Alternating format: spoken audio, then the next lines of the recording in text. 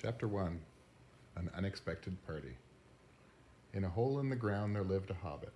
Not a nasty, dirty, wet hole filled with the ends of worms and an oozy smell, nor yet a dry, bare, sandy hole with nothing in it to sit down on or to eat. It was a hobbit hole, and that means comfort. It had a perfectly round door like a porthole, painted green with a shiny yellow brass knob in the exact middle. The door opened onto a tube-shaped hall like a tunnel, a very comfortable tunnel without smoke, with paneled walls and floors tiled and carpeted, provided with polished chairs and lots of pegs for hats and coats. The hobbit was fond of visitors. The tunnel wound on, going fairly but not quite straight into the side of the hill. The hill, as all the people for many miles around called it, and many little doors opened out of it, first on one side and then on the other. No going upstairs for the hobbit. Bedrooms, bathrooms, cellars, pantries, lots of these. Wardrobes, he had a whole room devoted to clothes. Kitchens, dining rooms, all were on the same floor, and indeed on the same passage. The best rooms were all on the left-hand side, going in, for these were the only ones to have windows. Deep-set, round windows looking over his garden, and meadows beyond, sloping down to the river. This hobbit was a very well-to-do hobbit, and his name was Baggins. The Bagginses had lived in the neighborhood of the hill for time out of mind, and people considered them very respectable, not only because most of them were rich, but also because they never had any adventures or did anything unexpected. You could tell what a Baggins would say on any question without bother of asking him. This is a story of how a Baggins had an adventure, and found himself doing and saying things altogether unexpected. He may have lost the neighbor's respect, but he gained, well, you will see whether he gained anything in the end. The mother of our particular hobbit, what is a hobbit? I suppose hobbits need some description nowadays, since they have become rare and shy of the big people, as they call us. They are, or were, a little people, about half our height, and smaller than the bearded dwarves. Hobbits have no beards. There is little or no magic about them, except the ordinary, everyday sort, which helps them to disappear quietly and quickly when large, stupid folk like you and me come blundering along, making a noise like elephants which they can hear a mile off. They are inclined to be fat in the stomach. They dress in bright colors, chiefly green and yellow, wear no shoes, because their feet grow natural leathery soles and thick, warm brown hair, like the stuff on the back of their heads, which is curly. Have long, clever brown fingers, good-natured faces, and laugh deep, fruity laughs, especially after dinner, which they have twice a day when they can get it. Now you know enough to go on with. As I was saying, the mother of this hobbit, of Bilbo Baggins, that is, was the famous Belladonna Took, one of the three remarkable daughters of the old Took, head of the hobbits who lived across the water, the small river that ran at the foot of the hill. It was often said, in other families, that long ago one of the Took ancestors must have taken a fairy wife. That was, of course, absurd, but certainly there was still something not entirely hobbit-like about them, and once in a while, members of the Took clan would go and have adventures. They discreetly disappeared, and the family hushed it up, but the fact remained that the Tooks were not as respectable as the Bagginses, though they were undoubtedly richer.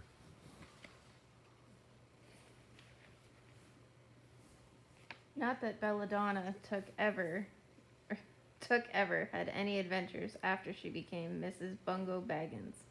Bungo, that was Bilbo's father, built the most luxurious hobbit hole for her, and partly with her money, that was to be found either under the hill, or over the hill, or across the water, and there remained to the end of their days. Still, it is probable that Bilbo, her only son, although he had looked and behaved exactly like a second edition of his solid and comfortable father, got something a bit queer in his make-up from the Took side. Something that only waited for a chance to come out. The chance never arrived until Bilbo Baggins was grown up, being about 50 years old or so, and living in the beautiful hobbit hole built by his father, which I have just described for you, until he had, in fact, apparently settled down immovably. By some curious chance, one morning long ago, in the quiet of the world, when there was less noise and more green, and the hobbits were still numerous and prosperous, and Bilbo Baggins was standing at his door after breakfast, smoking an enormous large wooden pipe, that reached nearly halfway down his woolly toes, neatly brushed. Gandalf came by. Gandalf, if you only heard only a quarter of what I have said about him, and I have only heard very little of all there is to hear, you would be prepared for any sort of remarkable tale. Tales and adventures sprouted up all over the place wherever he went, in the most extraordinary fashion. He had not been down that way under the hill for ages and ages, not since his friend the old Took died. In fact, and the hobbits had almost forgotten what he had looked like.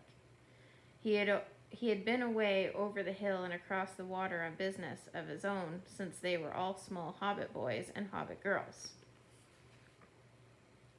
All that unsuspecting Bilbo saw that morning was an old man with a staff. He had a tall, pointed blue hat, a long gray cloak, a silver scarf over which his long white beard hung down below his waist, and immense black boots. "Good morning," said Bilbo, and he meant it. The sun was shining, and the grass was very green, but Gandalf looked at him from under the long bushy eyebrows that stuck out further than the brim of his shady hat. "What do you mean?" he said. "Do you wish me a good morning, or mean that it is a good morning, whether I want it to be or not? Or that you feel that this good morning, or is that it is a morning to be good on?" "All of them at once," said Bilbo. "And a very fine morning for a pipe of tobacco out the doors into the bargain.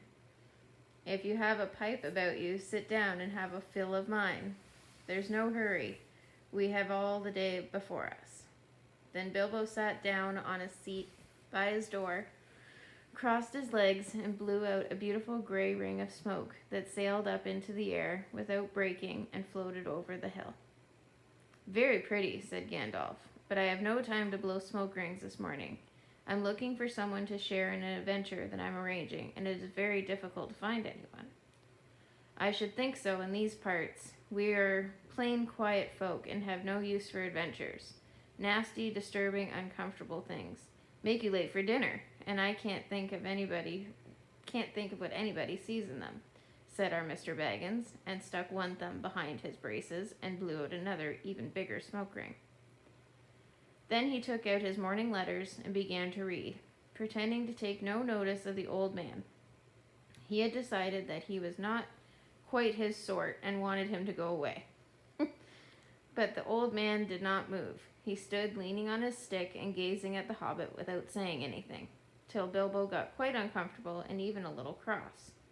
"Good morning," he said at last. "We don't want any adventures here, thank you. You might try over the hill or across the water." By this he meant that the conversation was at an end. "What a lot of things you do use good morning for," said Gandalf. "Now you mean that you want to get rid of me, and that you won't be good until I move off." Not at all, my dear sir. Let me see. I don't think I know your name." Yes, my dear sir, and I do know your name, Mr. Bilbo Baggins. And you do know my name, though you didn't remember that I belong to it. I am Gandalf, and Gandalf means me. To think that I should have lived to be a good morning by Belladonna, Took's son, as if I was selling buttons at the door. Gandalf, good gracious me! Not the wandering wizard that gave old Took a pair of magic diamond studs that fastened themselves and never came undone till ordered.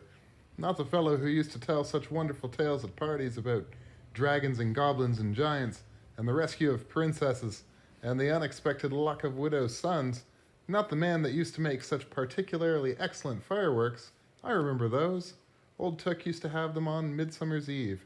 Splendid. They used to go up like great lilies and snapdragons and laburnums of fire and hang in the twilight all evening. You will notice already that Mr. Baggins was not quite so prosy as he liked to believe, also that he was very fond of flowers. Dear me, he went on, not the Gandalf who was responsible for so many quiet lads and lasses going off into the blue for mad adventures, anything from climbing trees to visiting elves, or sailing in ships, sailing to other shores. Bless me, life used to be quite you used to upset things badly in these parts once upon a time.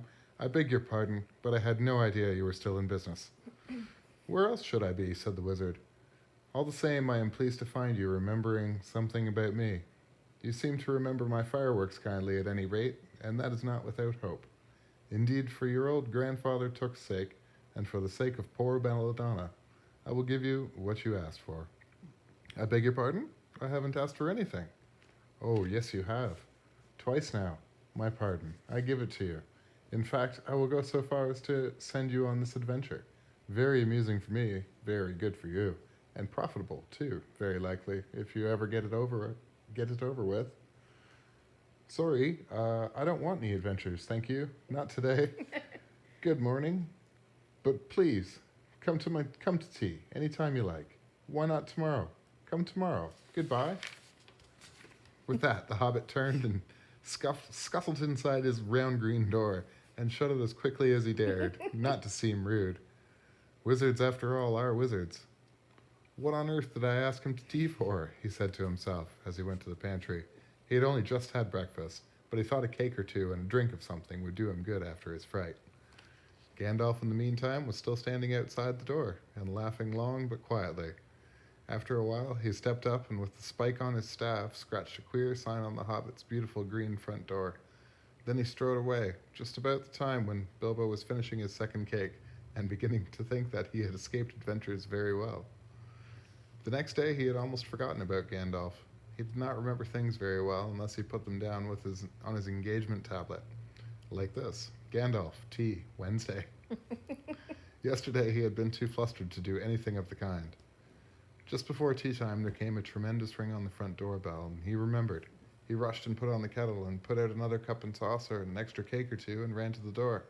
I am so sorry to keep you waiting, he was going to say when he saw that it was not Gandalf at all.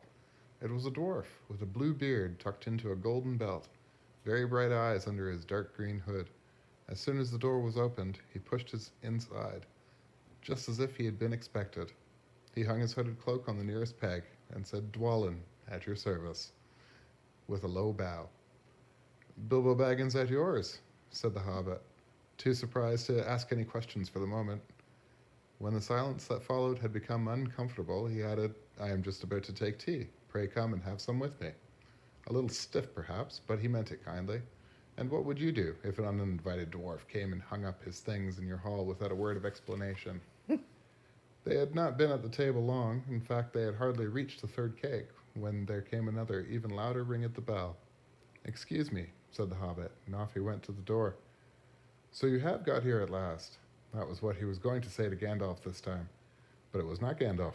Instead, there was a very old-looking dwarf on the step, with a white beard and a scarlet head, and he too hopped inside as soon as the door was open, just as if he had been invited. I see they have begun to arrive already, he said when he caught the sight of Dwalin's green hood hanging up. He hung his red one next to it and said, Balin, at your service, with his hand on his breast. Thank you, said Bilbo with a grasp. It was not the correct thing to say, but they have begun to arrive had flustered him badly. He liked visitors, but he liked to know them before they arrived, and he preferred to ask them himself. He had a horrible thought that the cakes might run short, and then he, as the host, he knew his duty and stuck to it however painful, he might have to go without. Come along and have some tea, he managed to say after taking a deep breath. A little beer would suit me better, if it's all the same to you, my good sir, said Balin with the white beard. But I don't mind some cake. Seed cake, if you have any. Lots, Bilbo found himself answering, to his own surprise, and he found himself scuttling off, too, to the cellar to fill a pint beer mug, and then to a pantry to fetch 2 beautiful round seed cakes, which he had baked that afternoon for his after-supper morsel. When he got back, Balin and Dwalin were talking at the table like old friends. As a matter of fact, they were brothers. Bilbo plumped down the beer and the cake in front of them, when loud came a ring at the bell again, and another ring. Gandalf for certain this time, he thought, as he puffed along the passage. But it was not. It was 2 more dwarves, both with blue hoods, silver belts, and yellow beards, and each of them carried a bag of tools and a spade. They hopped as soon as the door began to open. Bilbo was hardly surprised at all. What can I do for you, my dwarves? He said. Keely, at your service, said the one, and Feely, added the other, and they both swept off their blue hoods and bowed. At yours and your families, replied Bilbo, remembering his manners this time. Dwalin and Balin here already, I see, said Keely. Let us join the throng. Throng, thought Mr. Baggins. I don't like the sound of that. I must really have sit down for a minute and collect my wits and have a drink. He had only just a sip in the corner when the four dwarfs sat round the table and talked about mines and gold and troubles with the goblins and the depredations of dragons and lots of other things which he did not understand and did not want to, for they sounded much too adventurous. When ding dong a ling dang, his bell rang, as if some naughty little hobbit boy were trying to pull the handle off. Someone at the door, he said, blinking. Some four, I should say by the sound, said Feely. Besides, we saw them coming along behind us in the distance. The poor little hobbit sat down in the hall and put his head in his hands and wondered what happened and what was going to happen and whether they would all stay to supper. Then the bell rang again louder than ever, and he had to run to the door. It was not 4 at all. It was 5. Another dwarf had come along while he was wondering in the hall. He had hardly turned the knob before they were all inside, bowing and saying, "At your service," one after another. Dory, Nori, Ori, Olin, Owen, and Glowin were their names, and very soon 2 purple hoods, a grey hood, a brown hood, and a white hood were hanging on the pegs, and off they marched with their broad hands stuck in their gold and silver belts to join the others. Already it had become almost a throng. Some called for ale, some for porter, one for coffee, all of them for cakes, so the hobbit was kept very busy for a while. A big jug of coffee had just been set on the hearth. The seed cakes were gone, and the dwarves were starting on a round of buttered scones when there came a loud knock. Not a ring, but a hard rat-tat on the hobbit's beautiful green door. Somebody was banging with a stick. Bilbo rushed along the passage, very angry, and altogether bewildered and beweathered. This was the most awkward Wednesday he ever remembered. He pulled open the door with a jerk, and they all fell in, one on top of the other. More dwarves! 4 more! And there was Gandalf behind, leaning on his staff and laughing. He had made quite a dent on the beautiful door. He had also, by the way, knocked out the secret mark that he had put there the morning before. Carefully, carefully, he said, "It is not like you, Bilbo, to keep friends waiting on the mat and then open the door like a popgun. Let me introduce Biffer, Bofer, Bomber, and especially Thorin." "At your service," said Biffer, Bofer, and Bomber, standing in a row. They hung up 2 yellow hoods and a pale green one, and also a sky blue one with a long silver tassel. This last belonged to Thorin, an enormously important dwarf. In fact, no other than the great Thorin Oakenshield himself, who was not at all pleased at falling flat on Bilbo's mat with Biffer, Buffer, and Bomber on top of him. For one thing, Bomber was immensely fat and heavy. Thorin indeed was very haughty, and said nothing about service, but poor Mr. Baggins said he was sorry so many times that at last he grunted, "Pray don't mention it," and stopped frowning. Now we are all here," said Gandalf, looking at the row of 13 hoods, the best detachable party hoods, and his own hat hanging on the pegs. "Quite a merry gathering. I hope there is something left for the latecomers to eat and drink. What's that? Tea?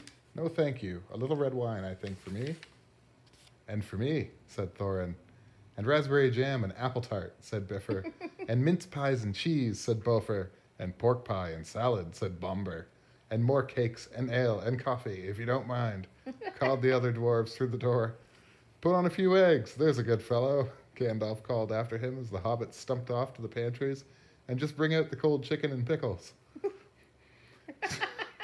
"Seems to know as much about the insides of my larders as I do myself," thought Mr. Baggins, who was feeling positively flummoxed, and was beginning to wonder whether a most wretched adventure had not come right into his house. By the time he got all the bottles and dishes and knives and forks and glasses and plates and spoons and things piled up on big trays, he was getting very hot and red in the face and annoyed. "Confusticate and be bother these dwarves," he said aloud. "Why don't they come and lend a hand?" Lo and behold, there stood Balin and Dwalin at the door of the kitchen, and Feely and Keely behind them, and there, before he could say knife, they had whisked the trays and a couple of small tables onto the parlor and set out everything afresh. Gandalf sat at the head of the party with the 13 dwarves all around, and Bilbo sat on a stool at the fireside, nibbling at a biscuit. His appetite was quite taken away. And he was trying to look as if this was all perfectly ordinary and not in the least an adventure. The dwarves ate and talked, and time got on. At last they pushed their chairs back, and Bilbo made a move to collect the plates and glasses. I suppose you will all stay to supper? He said in the politest, unpressing tones. Of course, said Thorin, and after.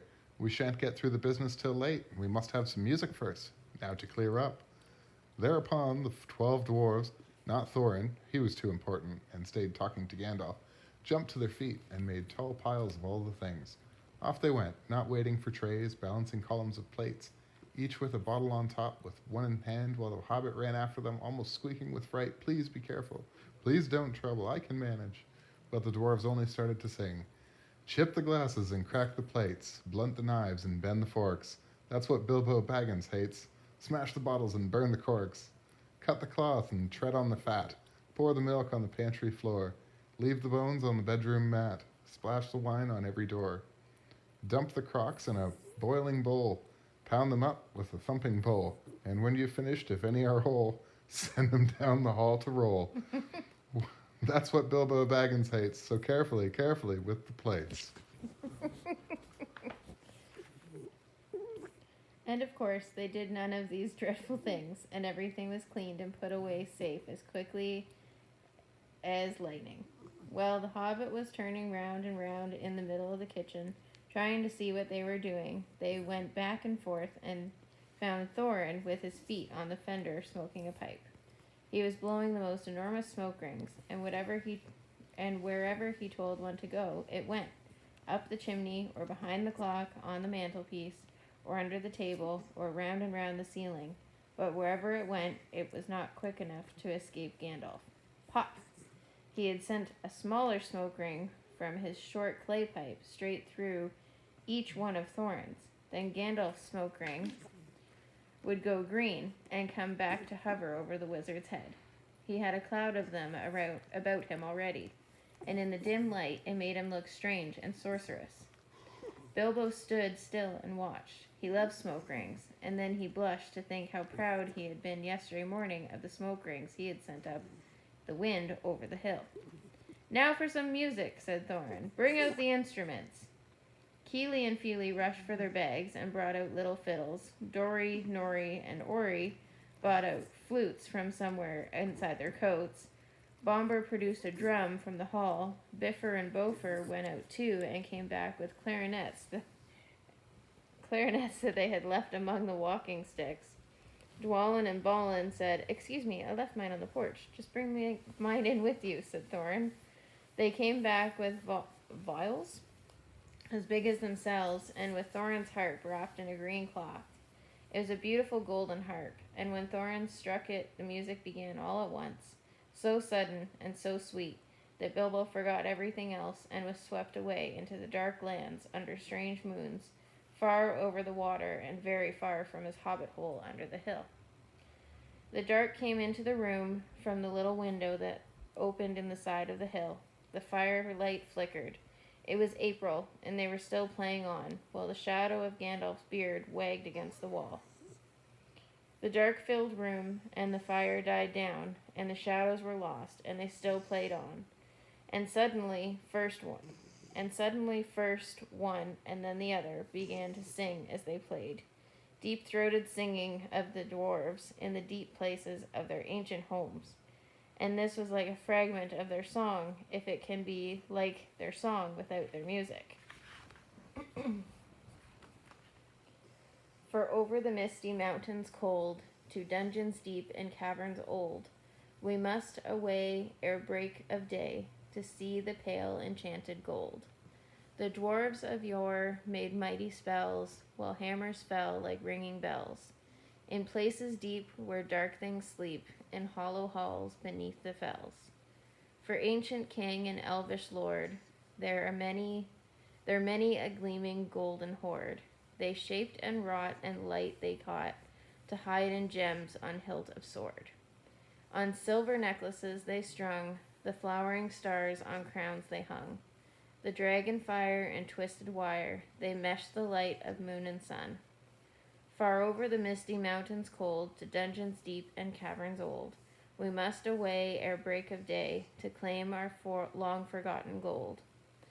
Goblets they carved for themselves, and harps of gold where no man delves. There lay long, and many a song was sung unheard by men or elves. The pines were roaring on the height, the winds were moaning in the night. The fire was red, it flaming spread, the trees like torches blazed with light. The bells were ringing in the dale, and men looked up with faces pale. Then dragons' ire, more fierce than fire, laid low their towers and houses frail. The mountain smoked beneath the moon, the dwarves they heard the tramp of doom. They fled their hall to dying fall, beneath his feet, beneath the moon. Far over the misty mountains grim, to dungeons deep and caverns dim, we must away ere break of day to win our harps and gold from him. As they sang, the hobbit felt the love of beautiful things made by hand and by cunning and by magic moving through him. A fierce and a jealous love, the desire of the hearts of dwarves. Then something tookish woke up inside him, and he wished to go and see the great mountains, and hear the pine trees and the waterfalls, and explore the caves and wear a sword instead of a walking stick. He looked out of the window. The stars were out in a dark sky above the trees.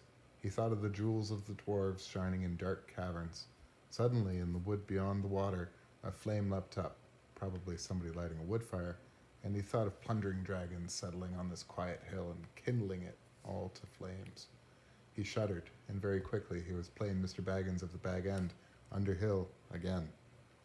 He got up trembling. He had less than half a mind to fetch the lamp, and more than half a mind to pretend to, and go and hide behind the beer barrels in the cellar, and not come out again until the dwarves had gone away. Suddenly he found that the music and the singing had stopped, and they were all looking at him with eyes shining in the dark.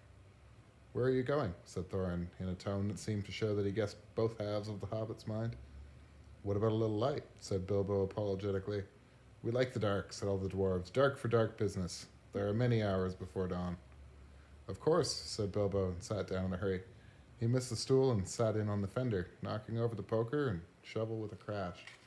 "Hush," said Gandalf. "Let Thorin speak." And this is how Thorin began.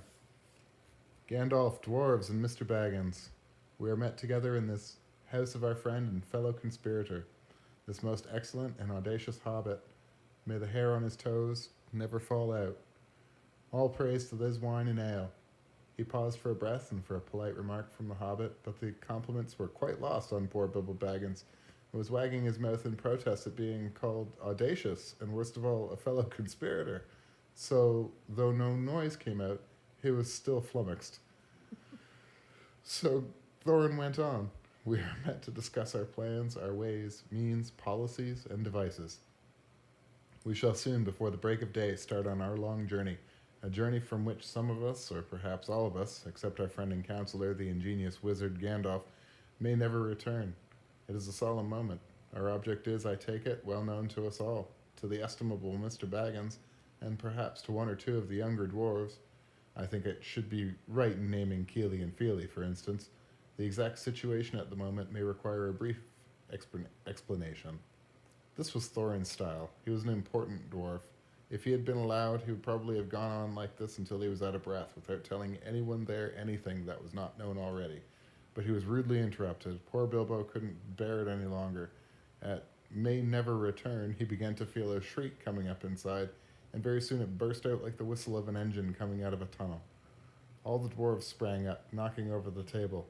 Gandalf struck a blue light in the end of his magic staff, and in its firework glare the poor little hobbit could be seen kneeling on the hearthrug, shaking like a jelly that was melting.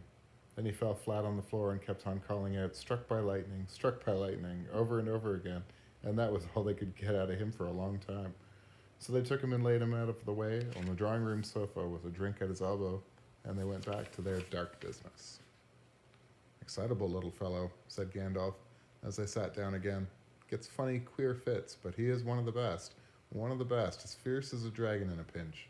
If you have ever seen a dragon in a pinch, you will realize that this is only poetical exaggeration applied to any hobbit. Even to old Took's great-granduncle Boror, who was so huge for a hobbit that he could ride a horse. He charged the ranks of the goblins of Mount Graham in the Battle of the Green Fields and knocked their king Golfumble's head clean off with a wooden club. It sailed 100 yards through the air and went down a rabbit hole, and in this way the battle was won, and the game of golf invented at the same time. In the meanwhile, however, Bull Roarer's gentler descendant was reviving in the drawing room. After a while and a drink, he crept nervously to the door of the parlor. This is what he heard, Glowin speaking, "Humph," or some snort, more or less like that. "Will he do you think? It is very well for Gandalf to talk about this hobbit being fierce, but one shriek like that in a moment of excitement would be enough to wake the dragons and all his relatives, and kill the lot of us. I think it sounded more like fright than excitement. In fact, if it had not been for the sign on the door, I should have been sure we had come to the wrong house. As soon as I clapped eyes on the little fellow bobbing and puffing on the mat, I had my doubts. He looks more like a grocer than a burglar." And Mr. Baggins turned the handle and went in. The Took side had won. He suddenly felt he would go without bed and breakfast to be thought fierce. And as for a little fellow bobbing on the mat, it had almost made him really fierce. Many a time afterwards, the Baggins part regretted what he did now, and he said to himself, "Bilbo, you were a fool. You walked right in and put your foot in it." "Pardon me," he said, if I have overheard words that you were saying. I don't pretend to understand what you are talking about or your reference to burglars, but I think I am right in believing," this is what he called being on his dignity, "that you think I am no good. I will show you. I have no signs on my door. It was painted a week ago, and I'm quite sure you have come to the wrong house. As soon as I saw your funny faces on the doorstep, I had my doubts, but treat it as the right one. Tell me what you want done, and I will try it. If I have to walk from here to the east of East and fight the wild wereworms in the last desert I had a great-granduncle, Bull Roarer took, and yes, but that was long ago," said Glowin. "I was talking about you, and I assure you there is a mark on the door, the usual one in the trade, or used to be. Burglar wants a good job, plenty of excitement, and reasonable reward. That's how it's usually read. You can say expert treasure hunter instead of burglar if you like. Some of them do. It's all the same to us. Gandalf told us there was a man of that sort in these parts looking for a job at once, and he had arranged for a meeting here this Wednesday, tea time." "Of course there is a mark," said Gandalf. "I put it there myself, for very good reasons. You asked me to find the 14th man for your expedition, and I chose Mr. Baggins. Just let anyone say I chose the wrong man or the wrong house, and you can stop at 13 and have all the bad luck you like, or go back to digging coal." He scowled so angrily at Glowin that the dwarf huddled back in his chair, and when Bilbo tried to open his mouth and ask a question, he turned and frowned at him and stuck out his bushy eyebrows till Bilbo shut his mouth tight with a snap. "That's right," said Gandalf. "Let's have no more argument. I have chosen Mr. Baggins, and that ought to be enough for all of you. If I say he is a burglar he is, or will be when the time comes. There's a lot more in him than you guess, and a deal more than he has any idea of himself. You may possibly all live to thank me yet. Now, Bilbo, my boy, fetch me the lamp, and let's have a little light on this."